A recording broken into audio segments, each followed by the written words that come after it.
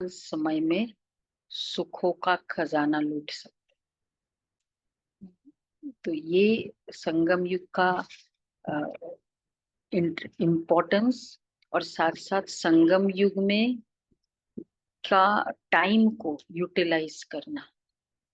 इसलिए जो बाबा कहते हैं ना, जब महत्व समझते हैं तो उसको यूज भी अकॉर्डिंग करते हैं। अब केशर है, पता है कि कितनी कॉस्टली है, इतना इजी नहीं है, तो जो यूज भी करेंगे उसको किफायती से यूज करें, क्योंकि इम्पोर्टेंस पता है ना, वैल्यू पता है। तो संगम युग का मतलब है समय, ये वाला टाइम। तो इसलिए कितनी, कहाँ बहुत जरूरत है, कहाँ बहुत ऐसी टेस्ट ऐसी चीज है, वहां हम डालते हैं ना उसको, क्योंकि इतना खास है।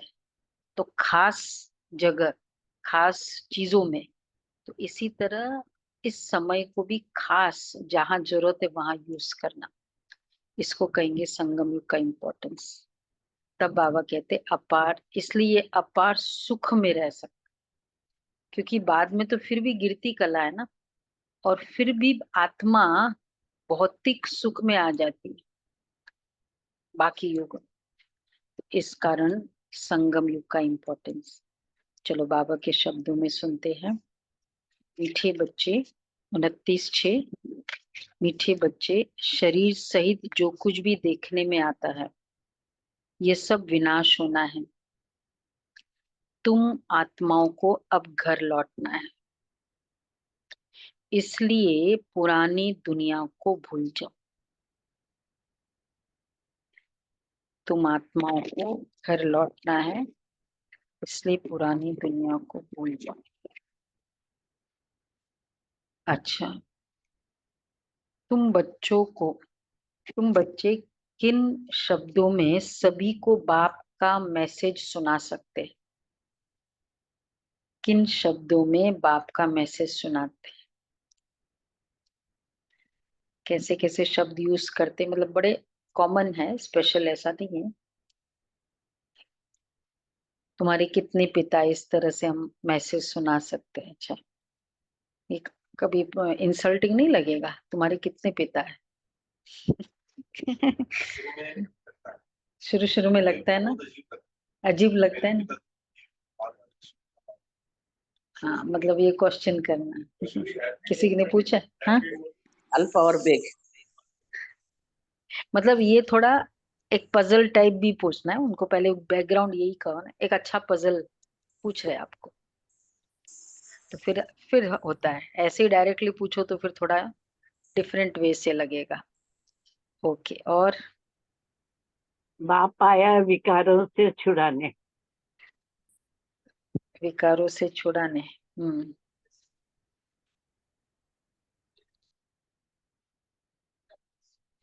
हम्म। अगर सुखी सुखी बनना है तो क्या करें? सदा सुखी बनना है, सुखी भी नहीं, सदा सुखी।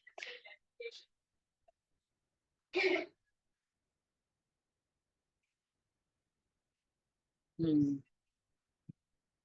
हम्म। हम्म। तो इस तरह से कर सकते हैं मेडिटेशन। आज बाबा थोड़ा क्लियर शब्दों में कह रहे, सभी को सुनाओ कि बेहद का बाप बेहद का वर्षा देने आया है। अब हद के वर्षे का समय पूरा हुआ। हद का वर्षा, प्रॉपर्टी मिलती है, जो भी भौतिक चीजें ही मिलेंगी हद के वर्षे। बेहद का वर्षा, तो अब हद के वर्षे का समय पूरा हुआ, अर्थात भक्ति पूरी हुई। अब रावण राज्य समाप्त होता है। बाप आया है तुम्हें रावण 5 विकारों की जेल से छुड़ाने। यह पुरुषोत्तम संगम युग है। इसमें तुम्हें पुरुषार्थ कर दैवी गुणों वाला बनना है। सिर्फ पुरुषोत्तम संगम युग को भी समझ ले तो स्थिति श्रेष्ठ बन सकती। अगर ये टाइम की इम्पोर्टेंस को भी समझ ले तो भी बहुत अच्छी स्थिति बन सकती। ओम शांति। अब रूहानी बच्चे क्या कर रहे हैं? पूछ रहे बाबा, क्या कर रहे हो आप? क्या कर रहे हैं? देखो, सभी जो वीडियो ऑफ है तो वो क्या कर रहे हैं? बाबा से मुरली सुन रहे हैं, बाबा से ज्ञान ले क्योंकि रहे हैं, उनको पढ़ाई पूछा कर रहे हैं। जाएगा ना, जो दिख रहा है उनको तो नहीं पूछे जाएंगे। क्या कर रहे हैं? बाबा कह रहे, अब वे बेचारी याद में बैठे हैं, सिर्फ बाबा की याद में बैठे। बाबा पढ़ाने आया है, मैं टीचर के सामने बैठा हूँ, टीचर ने हाईएस्ट सुप्रीम टीचर के सामने बैठा हूँ। एक होती है अव्यभिचारी याद, दूसरी होती है व्यभिचारी याद। अव्यभिचारी याद अथवा अव्यभिचारी भक्ति जब पहले शुरू होती है तो सब शिव की पूजा करते हैं। ऊंच ऊंच भगवान वही है, वो बाप भी है, फिर शिक्षक भी है। पढ़ाते हैं, क्या पढ़ाते हैं? मनुष्य से देवता बनाते हैं। देवता से मनुष्य बनने में तुम बच्चों को 84 जन्म लगे हैं, और मनुष्य से देवता बनाने में, मनुष्य से देवता बनाते दे मनुष्य से देवता बनने में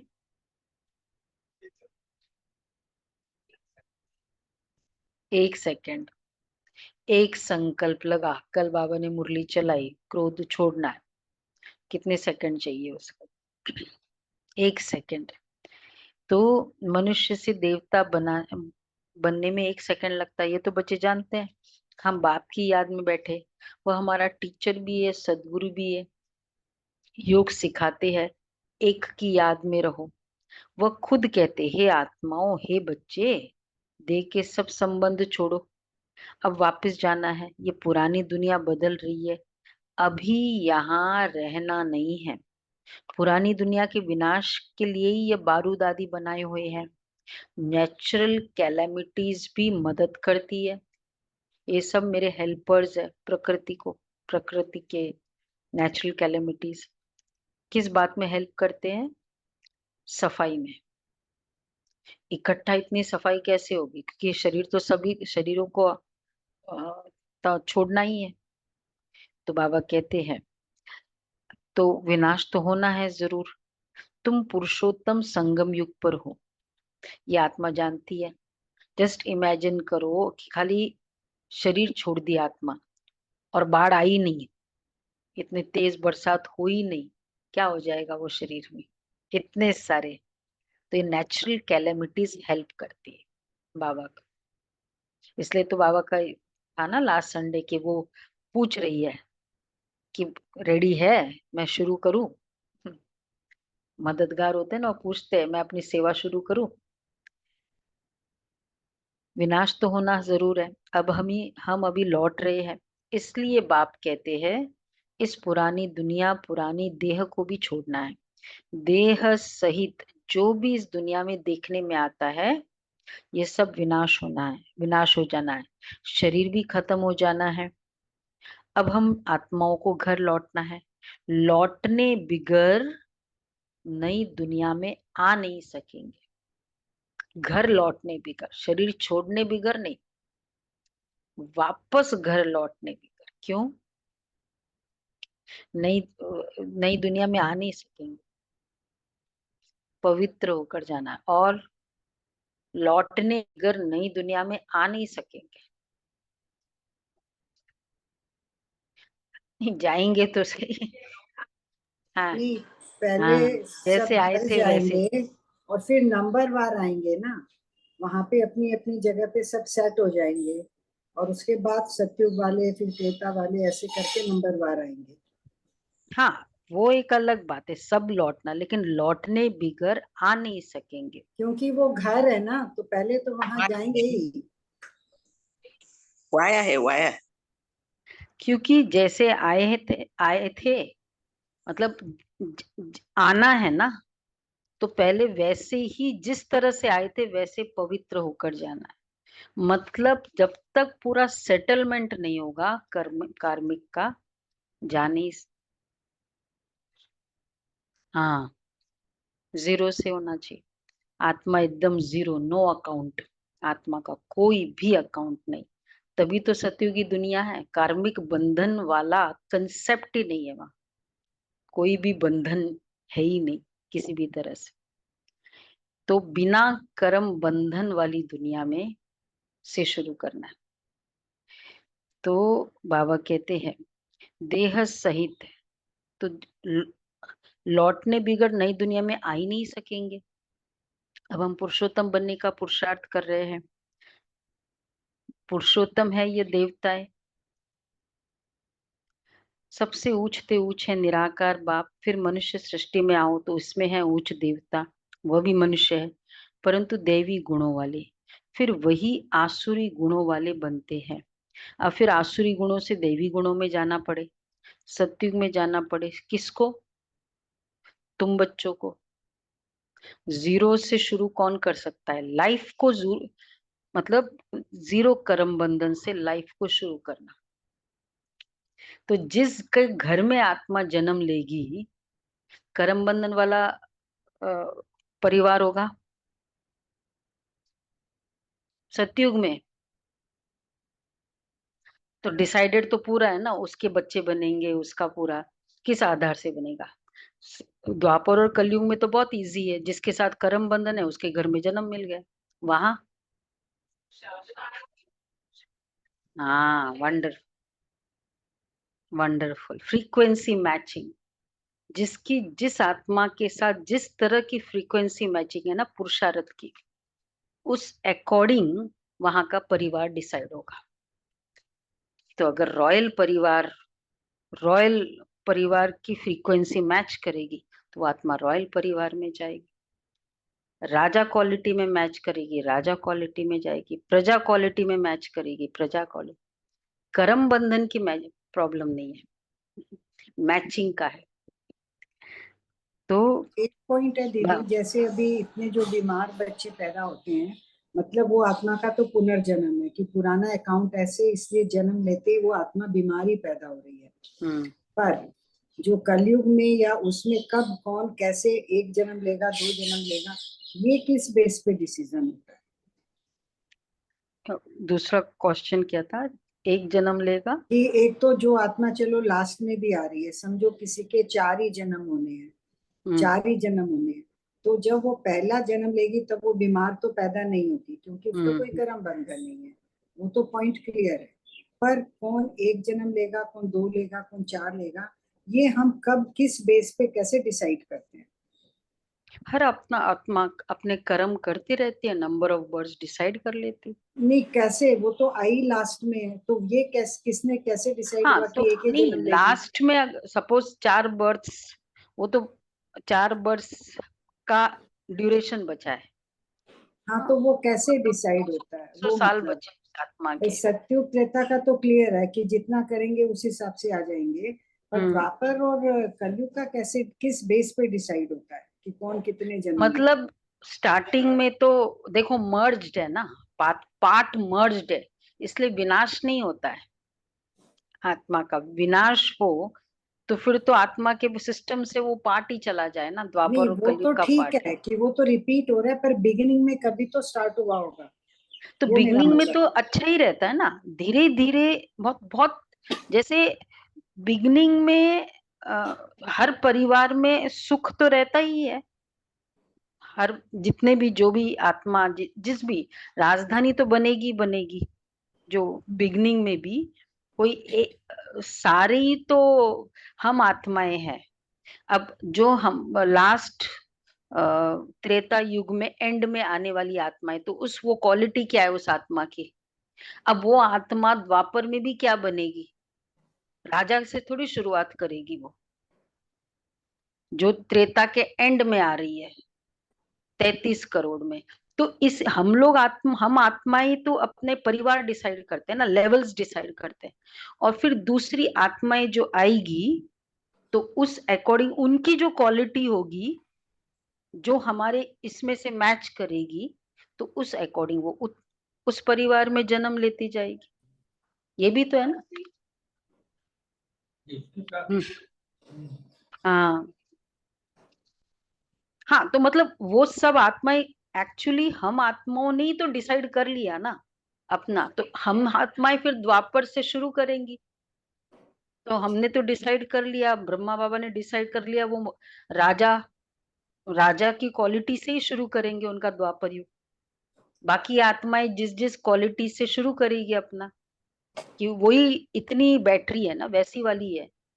तो इसलिए परिवार वैसे राजधानी के अकॉर्डिंग वहां राजधानी शुरू ही हो गई, अलग अलग लेवल्स शुरू ही हो गया ना वहां फिर, चाहे वो दीदी द्वापर युग है। दीदी सतो रजो तमो तीनों में आना होता है ना? नहीं, वो एक अलग, वो तो है।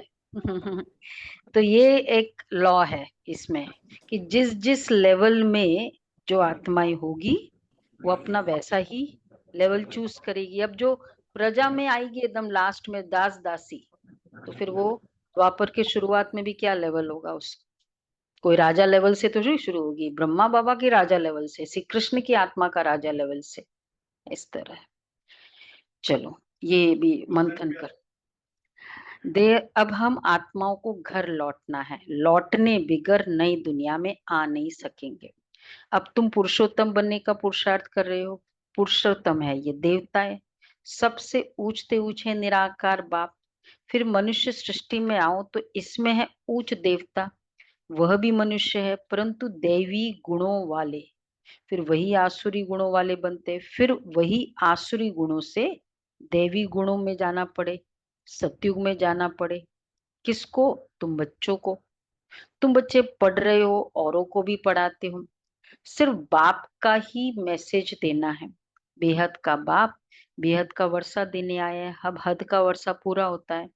बाप ने समझाया है, 5 विकारों रूपी रावण की जेल में सब मनुष्य है, सब दुखी उठाते हैं, सूखी रोटी मिलती है। बाप आकर के सबको रावण की जेल से छुड़ाए सदा सुखी बनाते हैं। बाप के सिवाय मनुष्य को कोई देवता बना न सके। तुम यहाँ बैठे हो मनुष्य से देवता बनने के लिए। अभी है कलयुग, बहुत धर्म हो गए हैं। तुम बच्चों को रचता और रचना का परिचय खुद बाप बैठ देते हैं। तुम सिर्फ ईश्वर परमात्मा कहते थे, तुमको पता ही नहीं था कि वह बाप भी है, टीचर भी है, गुरु भी है। उनको कहा जाता है सतगुरु।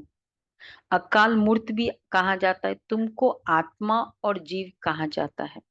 वह अकाल मूर्त इस शरीर रूपी तख्त पर बैठे हैं, वह जन्म ही नहीं लेते हैं। तो वह अकाल मूर्त बाप बच्चों को समझाते हैं, मेरा अपना रथ नहीं है। अच्छा, मैं तुम बच्चों को पावन कैसे बनाऊं? मुझे रथ तो चाहिए ना। अकाल मूर्त को भी तख्त तो चाहिए। अकाल तख्त मनुष्य का होता है और कोई का नहीं होता है। तुम हरेक को तख्त चाहिए।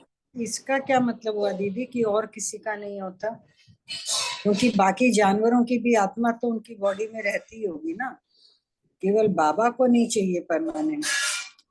नहीं नहीं, बाबा कहते अकाल तख्त मनुष्य का होता है, और कोई का मतलब कोई पक्षी पक्षी जानवर की बात नहीं है, वो तो आत्मा है ही है उसमें। बाकी और किसी में अ, जैसे जड़ चीजों के लिए मुझे नहीं लगता कोई पक्षी आदि के लिए बोला है, हर एक को। हाँ, मतलब पक्षियों से नहीं, बाबा ने कुछ ऐसे स्पेसिफाई नहीं किया है। अकाल मूर्त, तुम हरेक को तख्त चाहिए। अकाल मूर्त आत्मा यहाँ विराजमान है, वह सभी का बाप है, उनको कहा जाता है महाकाल। वह पुनर्जन्म में नहीं आते। तुम आत्माएं पुनर्जन्म में आती हो, मैं आता हूँ कल्प के संगम युगे। भक्ति को रात, ज्ञान को दिन कहा जाता है, यह पक्का याद करो। मुख्य है ही दो बातें, अल्फ और बे, बाप और बादशाही। बाप आकर बादशाही देते हैं, बादशाही के लिए पढ़ाते हैं, इसलिए इसको, ये बादशाही के लिए पढ़ाई है तो इसलिए इसको राजयोग, हाँ, पाठशाला भी कहा जाता है। ये हमारी ट्रेनिंग इंस्टीट्यूट है, वैसे बाहर लिख सकते हैं स्पिरिचुअल ट्रेनिंग इंस्टीट्यूट, है ना, ये भी लिख सकते हैं। तो वैसे हम लोग लिखते ही है, इंस्टीट्यूशन तो लिखते ही है वैसे, यूनिवर्सली एक्सेप्टेड वैल्यूज का इंस्टीट्यूशन है। तो भगवान उवाच तो है निराकार, उनका भी पार्ट होना चाहिए। वह है ऊंचते ऊंच भगवान, उनको सभी याद करते हैं। बाप कहते ऐसा कोई मनुष्य नहीं होगा जो भक्ति मार्ग में याद न करता हो।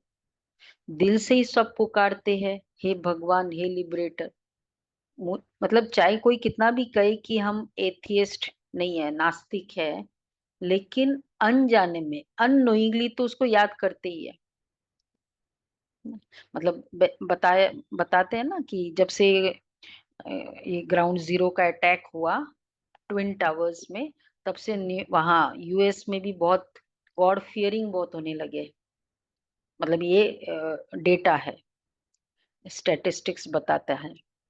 तो हे भगवान, हे लिबरेटर, ओ गॉड फादर, क्योंकि वह है सभी आत्माओं का फादर, जरूर बेहद का ही सुख देंगे। हद का बाप फिर हद का सुख देंगे। कोई को पता ही नहीं है अब बाप आए हैं। कहते बच्चों, और संग तोड़ मुझे एक बाप को याद करो। यह भी बाप ने बताया है।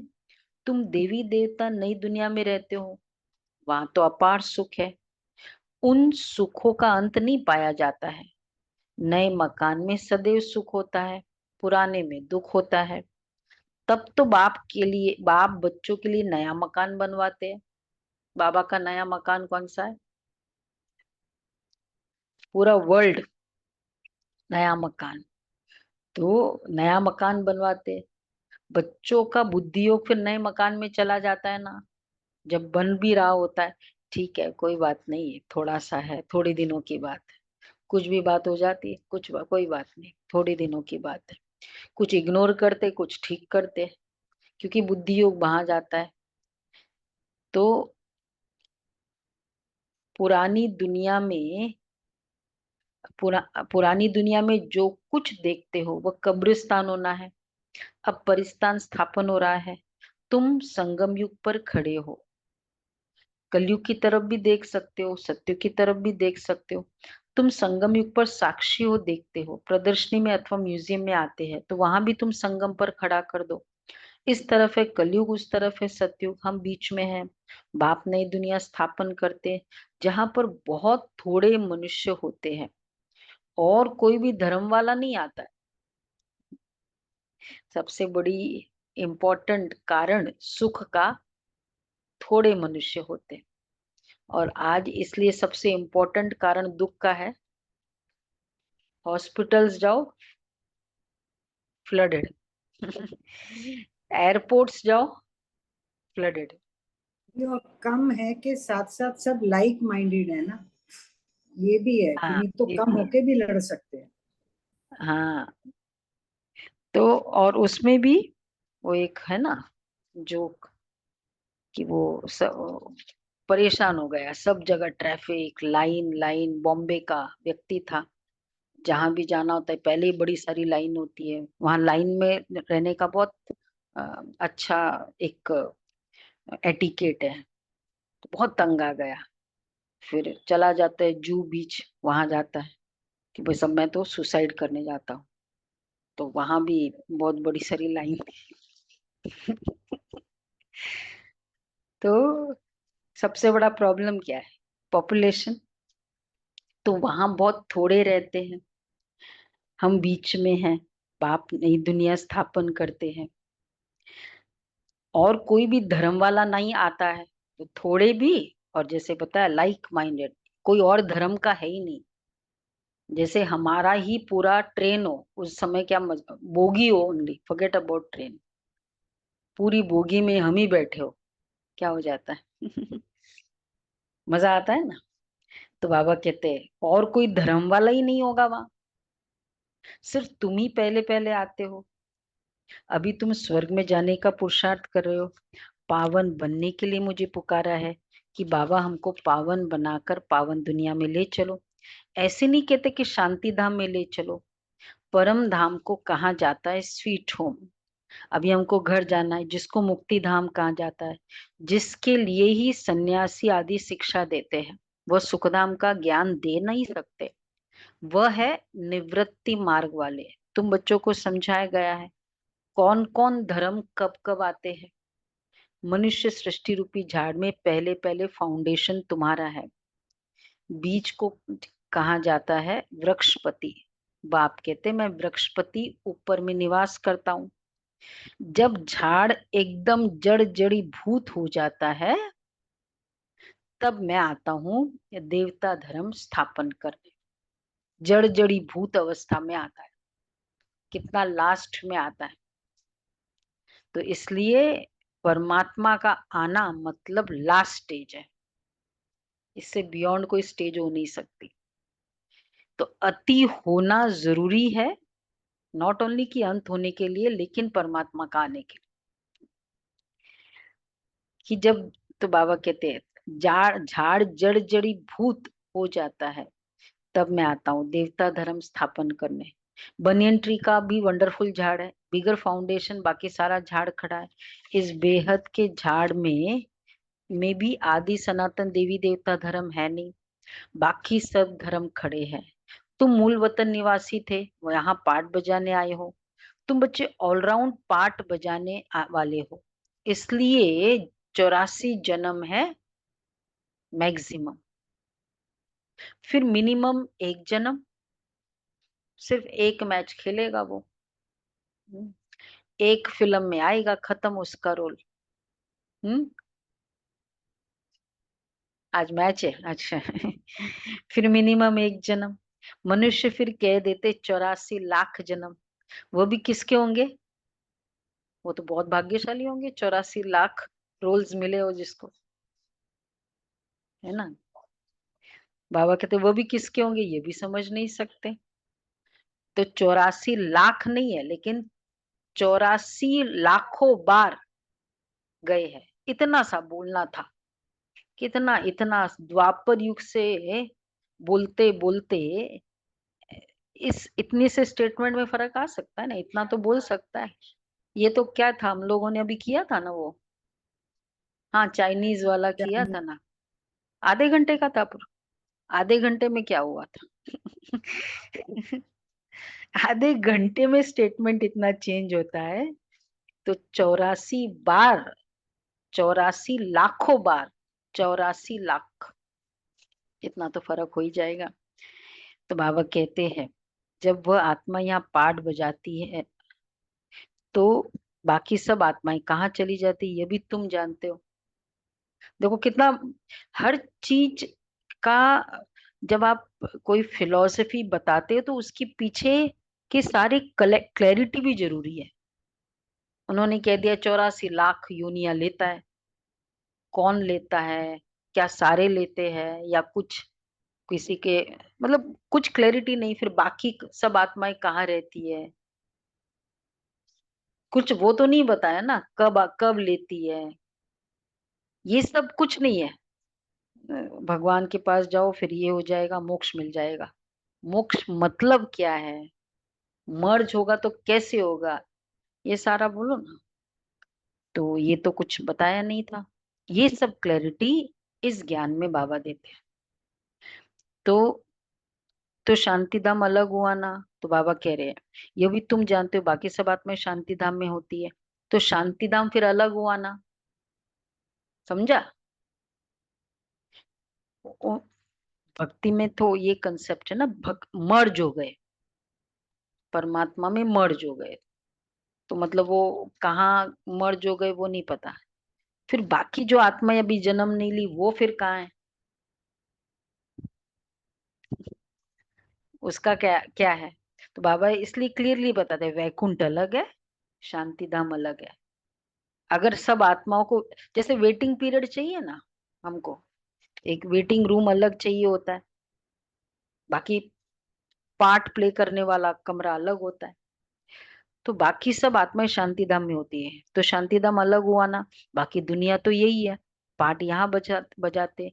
नई दुनिया में सुख का पाठ, पुरानी दुनिया में दुख का पाठ बजाना पड़ता है।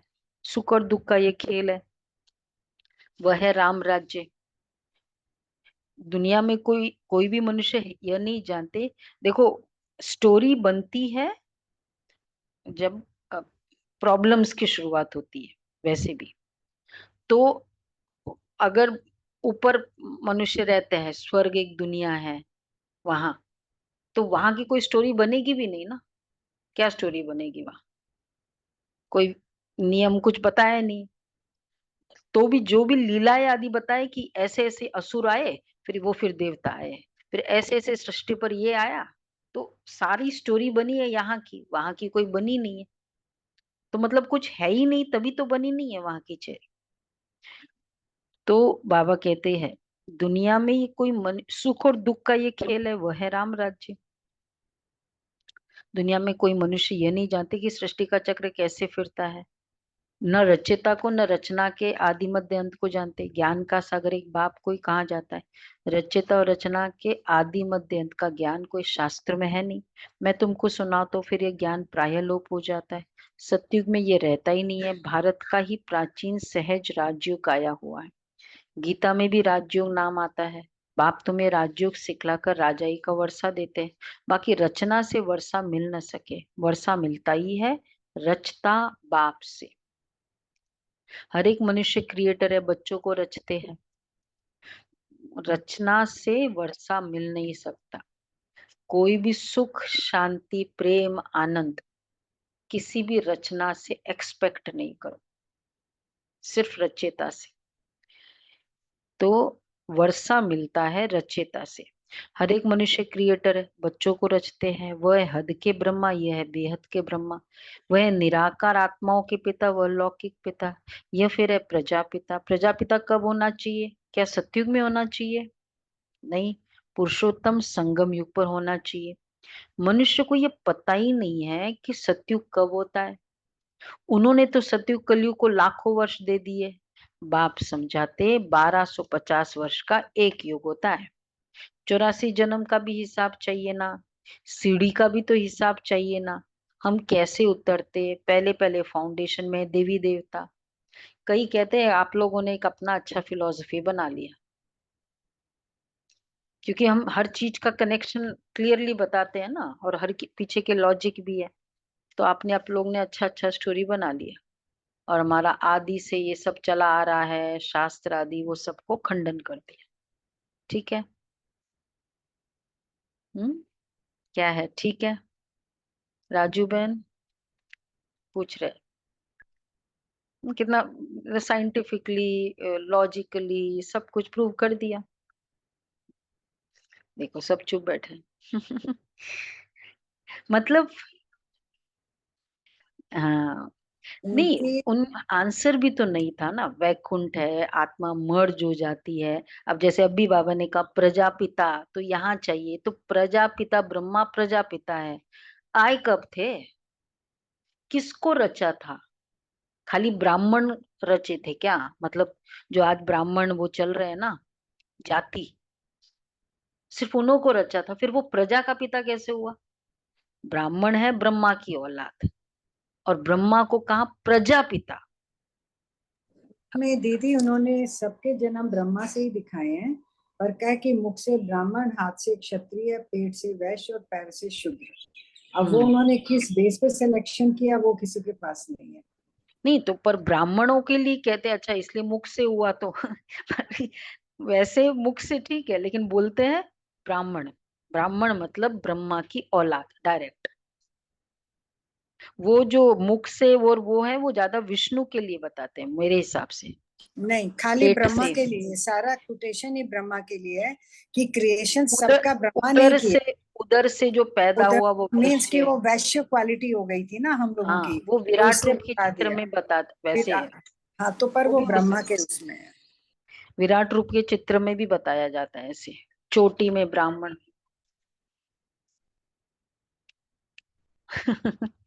स्टोरी है। हाँ ये भी है। हाँ तो ये आंसर नहीं था ना, ये सारे आंसर्स बाबा क्लियर करते हैं। मतलब ऐसे नहीं कि हमने कोई फिलोसफी रची, जो आप में स्टेटमेंट्स दिए, जो पिक्चर्स दिखाए, उन बातों की कनेक्शन और क्लैरिटी बाबा करते हैं। बात वही है, बोल रहे वो राइट है, प्रजापिता है ही, पर कैसे है क्या है ये बताया जाता है, तो एक अलग की बात नहीं है।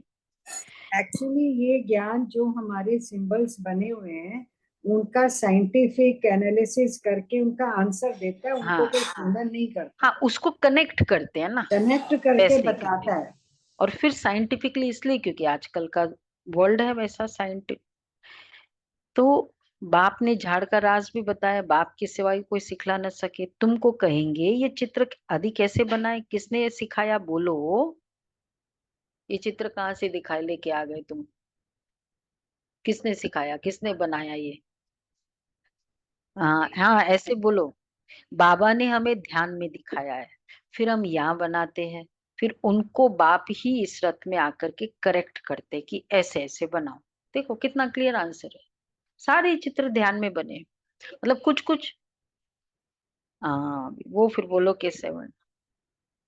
हाँ वो है, खुद ही करेक्ट करते हैं। श्री कृष्ण को श्याम सुंदर कहते, परंतु मनुष्य तो समझ ही नहीं सकते कि क्यों कहा जाता है। ये वैकुंठ का मालिक था तो गोरा था, फिर गावड़े का छोरा सावरा बना, इसलिए उनको ही श्याम सुंदर कहते। यही पहले आते तत्व। इन लक्ष्मी नारायण की राजाई चलती है। आदि सनातन देवी देवता धर्म की स्थापना कौन करते ये भी किसको पता नहीं है। भारत को भी भुलाए हिंदुस्तान के रहवासी हिंदू कह देते।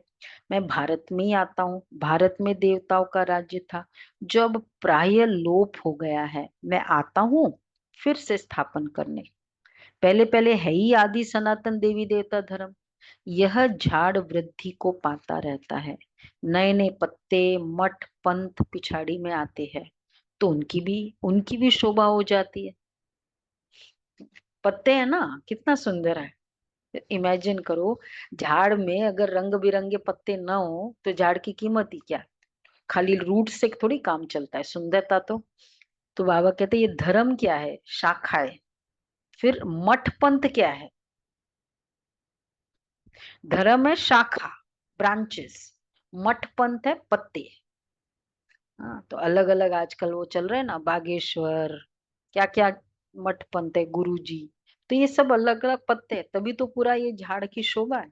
इसका मतलब हर धर्म की एक अस्तित्व है, आइडेंटिटी है इसकी। तो हम्म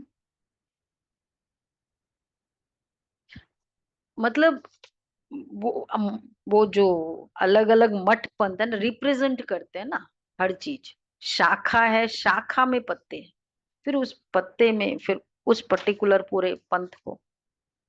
नहीं तो उसको क्या देंगे, सब ब्रांचेस बोलो। ट्विग्स निकलती है ना, छोटी छोटी ट्विग्स है वो।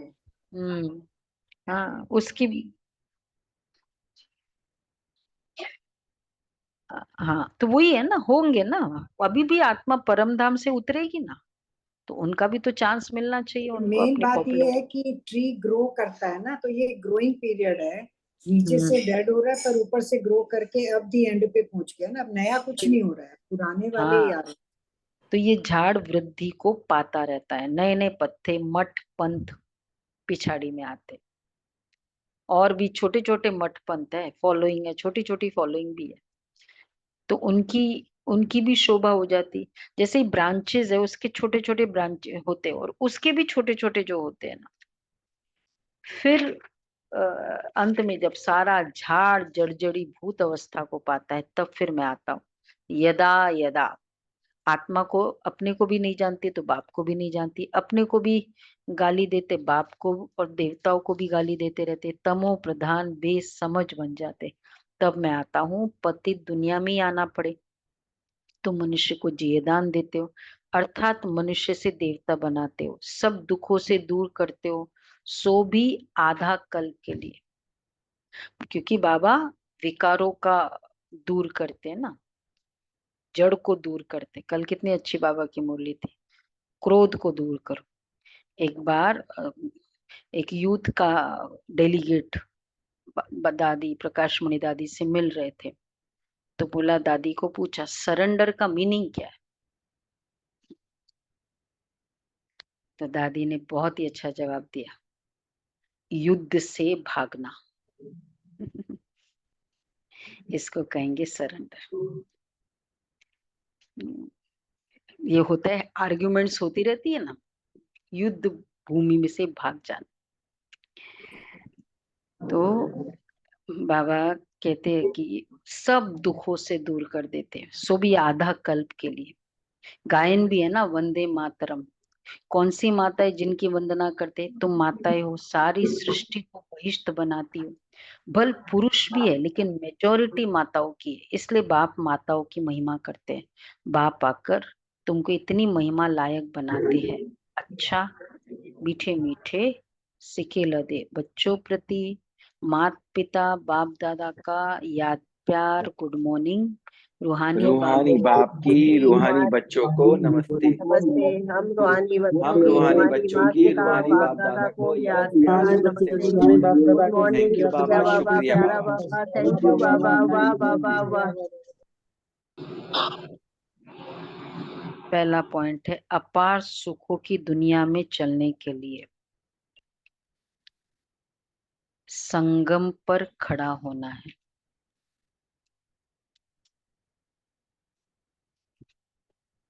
साक्षी हो, सब कुछ देखते हुए बुद्धि योग नई दुनिया में लगाना है।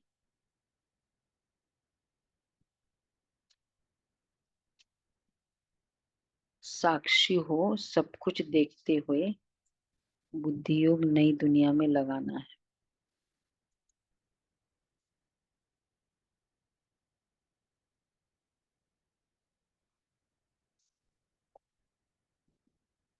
बुद्धि में रहे अभी हम वापस घर लौट रहे हैं।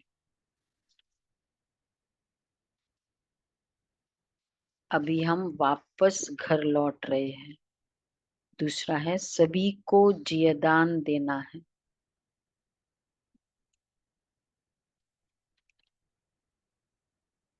मनुष्य से देवता बनाने की सेवा करनी।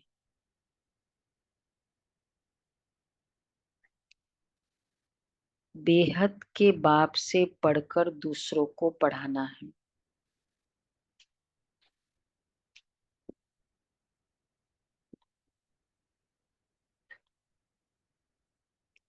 दैवी गुण धारण करने और कराने हैं।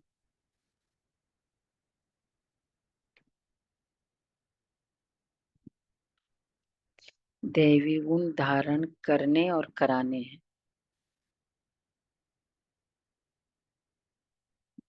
वरदान है सदा श्रेष्ठ समय प्रमाण श्रेष्ठ कर्म करते वाह वाह के गीत गाने वाले भाग्यवान आत्मा भव।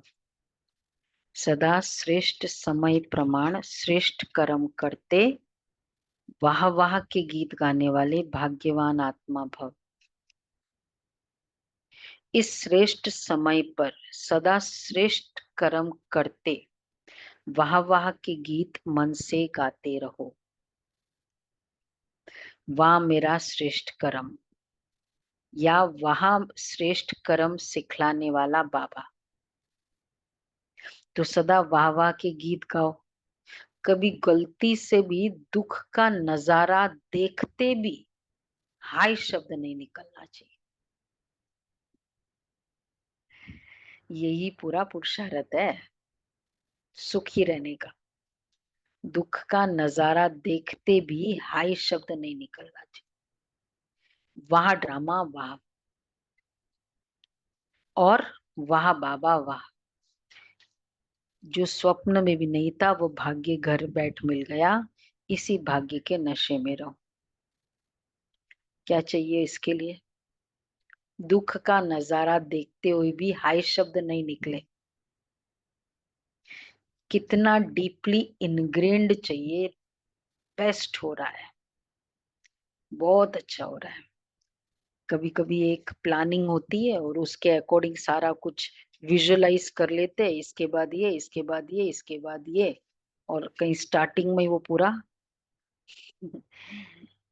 एक सीन पूरा डिफरेंट हो जाता है। तो सारी कनेक्टेड सीन्स की क्वेश्चन मार्क हो जाती है। बाबा कहते हैं वो एक सीन के समय आना चाहिए।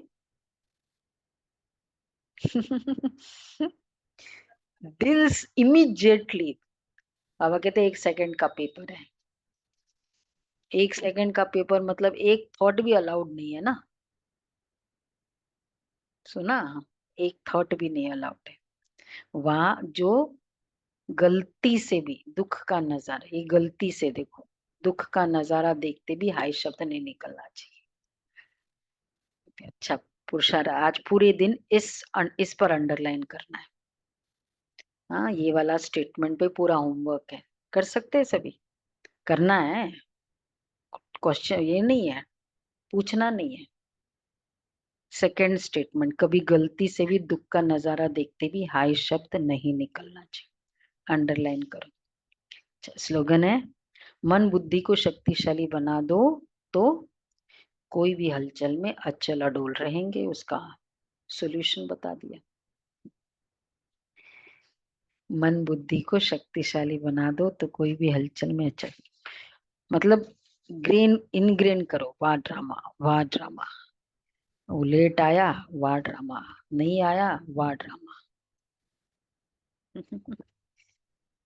क्या है, फ्लाइट मिस हो गई, क्या बोलो, 2 लाख खत्म गया नहीं।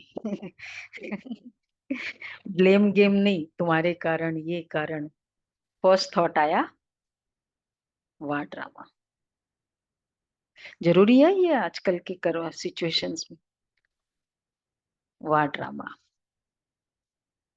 आज क्या है, 29, चलो जी, जून, कलयुग का ये जून मास भी, संगम युग का ये भी मास खत्म होना। कर्म योगी का पाठ बजाते कर्म और योग का बैलेंस चेक करना कि कर्म और याद अर्थात योग दोनों ही शक्तिशाली रहे। अगर कर्म शक्तिशाली रहा और याद कम रही तो बैलेंस नहीं, और याद शक्तिशाली रही कर्म शक्तिशाली नहीं तो भी बैलेंस नहीं। तो कर्म और याद का बैलेंस रखते रहना। सारा दिन इसी श्रेष्ठ स्थिति में रहने से कर्मातीत अवस्था के नजदीक आने का अनुभव करेंगे। सारा दिन चलते फिरते खाते पीते कर्मातीत स्थिति व व्यक्त फरिश्ते स्वरूप की स्थिति में रहना। ये इनफैक्ट ये भी पूरा व्यक्त इशारा सबके पास होना चाहिए। ये कर्म शक्तिशाली रहा और याद कम रही तो भी बैलेंस नहीं, बहुत एनग्रोस्ड हो गई कर्म में और उस समय याद नहीं तो भी बैलेंस नहीं। ठीक है, ओके जी।